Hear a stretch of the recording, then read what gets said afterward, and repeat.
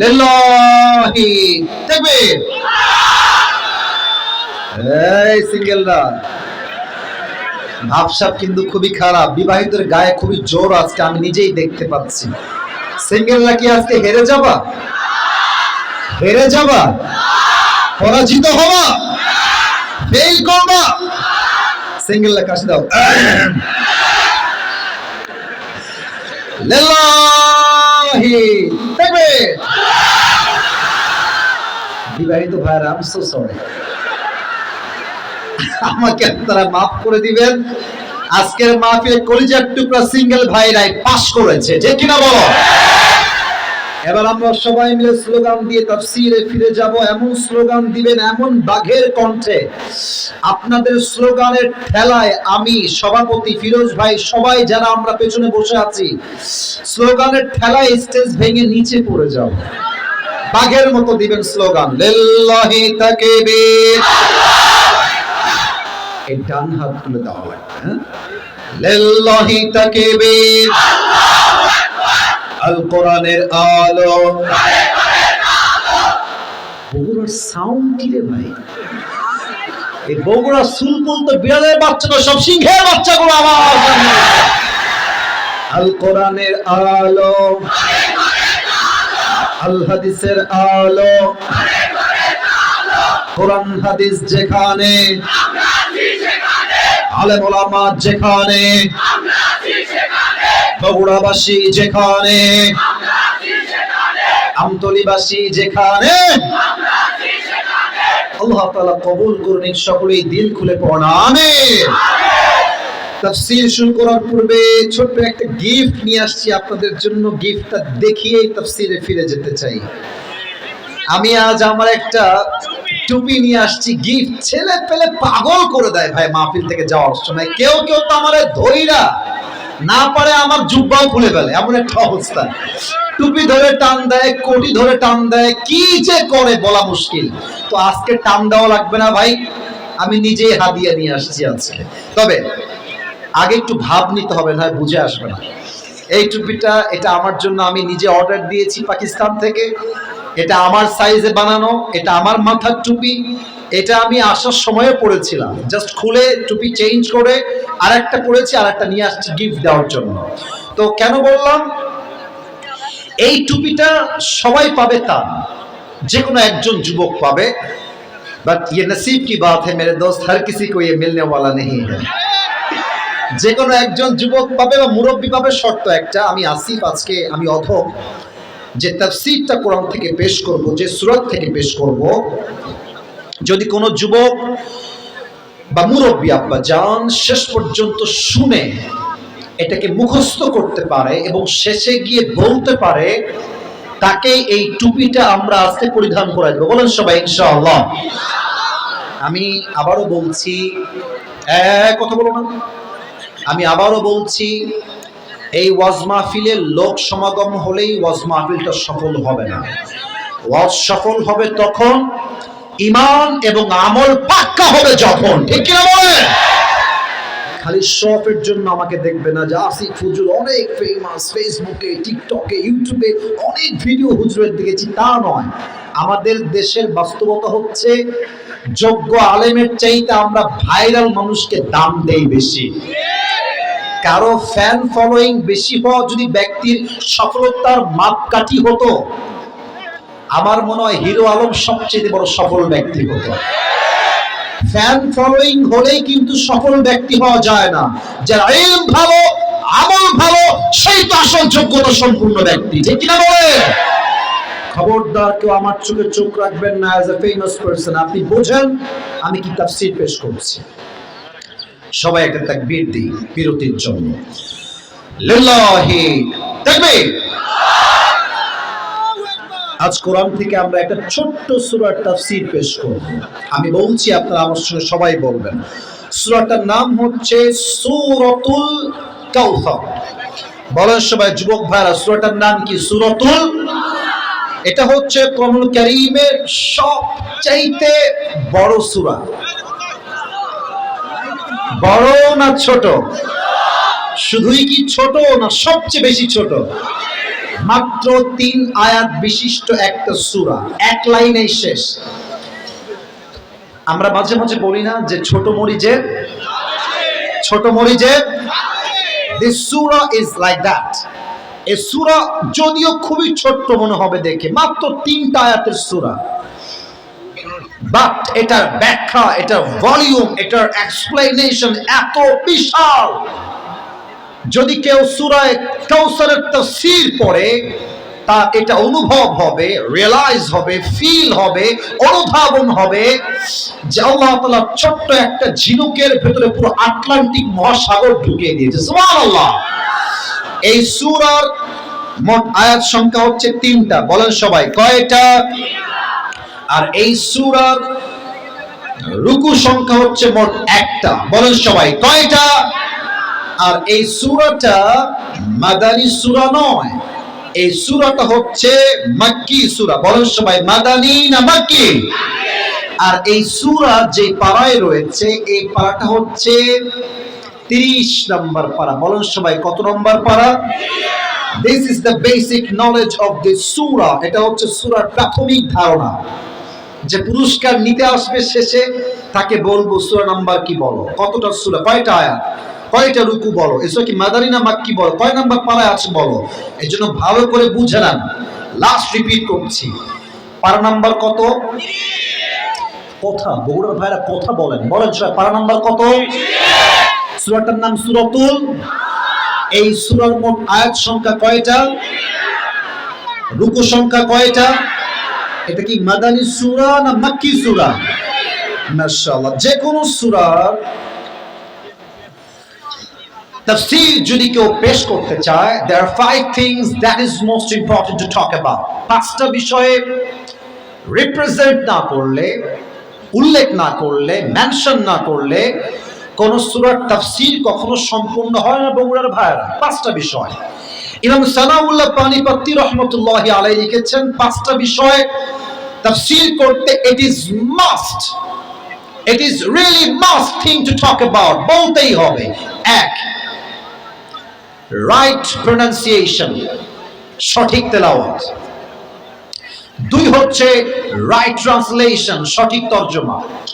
3rd হচ্ছে what's the background behind it, when Allah subhanahu wa ta'ala has revealed this surah, why he has revealed this surah, what's the background behind it, Allah ta'ala এই সূরা কখন নাযিল করেছে, কেন নাযিল করেছে, শান নুজুল জানতে হবে। 4, what's the explanation of this surah, এই সূরা আয়াতের ব্যাখ্যা কি হবে তাফসীর থেকে। 5, final and last, what's the lesson that you have got from this surah, এই সূরার তাফসীর পড়ে আপনি কি শিক্ষা পেলেন, কি বুঝলেন, কি আমল করবেন।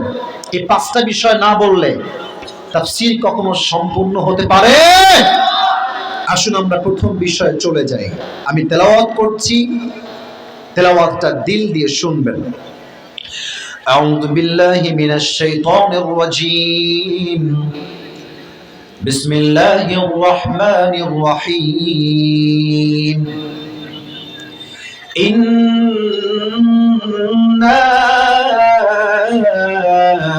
আ'তাইনাকাল কাউসার ফাসাল্লি লিরাব্বিকা ওয়ানহার ইন্না শানিআকা হুয়াল আবতার। আল্লাহু আকবার। সঠিক তেলাওয়াত is done, is finished, is over, শেষ। দ্বিতীয় ব্যাখ্যা, দ্বিতীয় পাঠ, ট্রান্সলেশন, তরজমা। তরজমা বলছি সঠিক তরজমা। ইন্না আ'তাইনাকাল কাউসার, O my prophet, indeed we have granted you Kawthar on the day of judgment. হে রাসূল, আমি আল্লাহ তাআলা আপনাকে কিয়ামতের কঠিন দিনে হাউজে কাউসারের মতো একটা বিশাল বড় নিয়ামত দেওয়ার ঘোষণা দিচ্ছি। সুবহানাল্লাহ পড়েন সবাই। না, সুবহানাল্লাহ তো দিল থেকে হয় নাই, আরেকবার পড়েন, আরেকবার পড়েন সবাই দিল থেকে সুবহানাল্লাহ।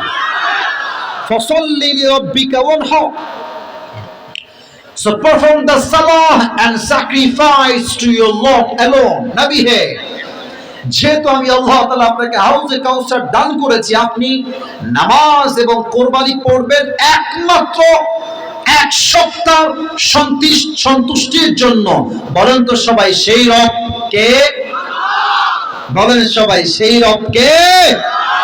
আল্লাহ আমার রব, এই রবই আমার সব, দমে দমে তনু মনে তারি অনুভব। তোমার দুনিয়াতে আমি যেদিকে তাকাই, অথই নিয়ামতে ডুবে আছি সবাই। পাখ পাখালির কণ্ঠে শুনি তাসবিহ করো রব, তাসবিহ করো রব। আল্লাহ আমার রব, এই রবই আমার সব। রবকে last and final ayah, inna shani'aka huwal abtar. O my prophet, indeed the one who hates you is truly cut off from any kind of goodness in this world and the next. He Rasul, যে আপনার শানে বিরুদ্ধাচরণ করবে, যে আপনার শানে একটা কটূক্তি শব্দ উচ্চারণ করবে, তার বংশ আমি আল্লাহ নিজে নির্বংশ করে দিব। যুবক ভাই, ঠিক কি না বলে? এই হচ্ছে আয়াতের সঠিক তরজমা। এবার আমি হাদিসের ঘটনার দিকে যেতে চাই। ঘটনাগুলো কানের মজা নেওয়ার জন্য শুনলেই হবে না, দিলের খোরাক নেওয়ার জন্য শুনতে হবে, জীবন পরিবর্তনের উদ্দেশ্যে। আমি আবার লাস্ট ওয়ার্নিং দিচ্ছি, রাত বাজে প্রায় 11:30। আমি আসছি ঠিক 10:25 সময়। আমার কথা স্পষ্ট, ক্রিস্টাল ক্লিয়ার। আমি কথা স্পষ্ট বলতেই পছন্দ করি। যদি কেউ ওয়াজের মাঝে উঠে যাওয়া ট্রাই করে, লুঙ্গি টাইনা ধরে বসাই দিবে। এখানে লুঙ্গি টানার সময় সাবধান যেন খুলে না যায়, নরমালি টান দিয়ে বসাই দিবেন। এই মাহফিলে আসা যাবে, বসে বসে খাওয়াও যাবে, কিন্তু এই মাহফিল থেকে উঠে যাওয়া যাবে না। যুবক ভাই, ঠিক না বলে? আমি কিছু প্রশ্ন করছি, উত্তরের দিকে ফোকাস করবেন প্লিজ। বগুড়ার ভাই, উত্তর দিবেন, না জানলে বলবেন না, জানলে বলবেন। আশা করছি আপনারা পারবেন। বলেন, আমার প্রিয় নবীজির বাবার নাম কি ছিল? আরে ভাই জোরে বলেন সবাই, নবীজির বাবার নাম কি? আজকে তো মিডিয়ার মনে হয় এখানে 60-70টা 50টা হবে। বিশ্বাস করেন ভাই, আমি 2-1 ছাড়া কাউকে চিনি না। ভাইরা নিজের আগ্রহে নিজের টাকায় ক্যামেরা নিয়ে ভিডিও করতে আসছে। এটা তো আগামীকাল গোটা বিশ্বে ছড়িয়ে যাবে। আপনাদের সাউন্ড এমন ভাবে হবে যেন এই দেশের প্রত্যেকটা জেলার মানুষ বলতে বাধ্য হয়, বগুড়ার সন্তান কোনো কাপুরুষের সন্তান নয়, এরা সব বীর বাহাদুরের সন্তানগুলো আমার সামনে বসেছিল। এরা বাঘের মতো সাউন্ডে কথা বলবেন। বলেন, আমার প্রিয় নবীজির বাবার নাম কি ছিল? Second question for all the people, মায়ের নাম কি ছিল আমার প্রিয় নবীজির? মা আমেনা। 3 নাম্বার প্রশ্ন, আমার প্রিয় নবীজির দাদার নাম কি ছিল? আব্দুল। আমার প্রিয় নবীজির চাচার নাম কি ছিল? ভয় নাই, আবু। আরো 2টা প্রশ্ন বাকি আছে। নবীজি তার জীবনে মোট বিয়ে করেছেন অন অ্যান অ্যাভারেজ 11টা। আমার প্রিয় নবীজির প্রথম স্ত্রী, যিনি প্রথম first wife of the last Messenger Muhammad সাল্লাল্লাহু আলাইহি ওয়াসাল্লাম, প্রথম স্ত্রীর নাম কি ছিল? মাশাআল্লাহ, রাইট আনসার। মাশাআল্লাহ, সবাই জানেন। শেষ প্রশ্ন এই চ্যাপ্টারে, নবীর সব বউ, আই রিপিট এগেন, আমি আবারও বলছি, আমার প্রিয় নবীজির সব বউ হয় ডিভোর্স ছিল অথবা বিধবা ছিল।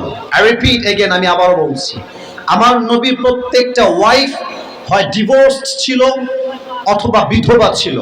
বাট নবীজির সব স্ত্রীর মাঝে একটা মাত্র বউ, যার আগে কখনো কোথাও বিয়ে হয় নাই, যিনি ভার্জিন কুমারী, তার নাম কি ছিল?